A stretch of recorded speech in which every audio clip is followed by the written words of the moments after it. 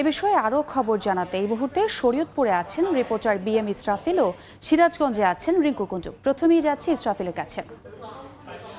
দাঁড়িয়ে আছি শরীয়তপুরের যে শরীয়তপুর চাঁদপুর সড়কে, যেই সড়কটি আসলে শরীয়তপুর থেকে চাঁদপুরের ফেরিঘাট পর্যন্ত, অর্থাৎ আলুর বাজার ফেরিঘাট পর্যন্ত এই সড়কটি কিন্তু আপনার এই যে 34 কিলোমিটার যে সড়কটি, এই সড়কটির আপনার নারায়ণপুর বাজার থেকে শুরু করে বেশ কয়েকটি স্থানে, অর্থাৎ 15 থেকে 20টি স্থানের যে সড়ক রয়েছে, সেই সড়কের পিচ গতকাল কিন্তু যে সারা দেশে যে তীব্র প্রবাহ চলছে, অর্থাৎ প্রচন্ড গরমের কারণে সড়কের এই পিচ গলে যাচ্ছে, এমন একটি বিষয় আমরা গতকালকে লক্ষ্য করেছি।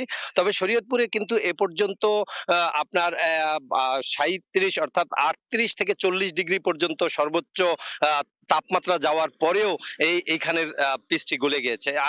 এই বিষয়ে আমরা যতটুকু জানতে পেরেছি যে আসলে পিচ গলে যাওয়ার পিছনে বড় কারণ হচ্ছে যে এখানে যেই ভিটামিন টি অর্থাৎ পিচটি ব্যবহার করার কথা, বা যেই নিম্নমানের পিচ থাকার কারণে আসলে এই ঘটনাটি ঘটেছে। আরেকটি বিষয় হচ্ছে যেটা আমাদেরকে সড়ক ও জনপথ বিভাগ জানিয়েছেন যে এই সড়কে যে পিচটি ব্যবহার করা হয়েছে, সেই সড়কে যে 38 ডিগ্রি যাওয়ার পরে 38 ডিগ্রি যাওয়ার পরে যে ঘটনাটি ঘটে, সেটি হচ্ছে আপনার 20 ডিগ্রি বেশি তাপমাত্রা সড়কে বেড়ে যায়, যার কারণে সড়ক প্রচন্ড গরম হয় এবং সেই গরম থেকে কিন্তু পিচ গলে যাচ্ছে। এতে এখানের যে যানবাহনগুলো রয়েছে, সেই যানবাহনগুলো চলাচলের জন্য খুবই কষ্টসাধ্য হচ্ছে অনেক সময়। তবে এখনো পর্যন্ত পিচ যে গলে যাওয়া, সেই তাপমাত্রা এখানে না থাকার কারণে এই মুহূর্তে এখনো গলেনি। তবে গলার যে পূর্ব মুহূর্ত, সেটি কিন্তু রয়েছে। এই ছিল শরীয়তপুর থেকে।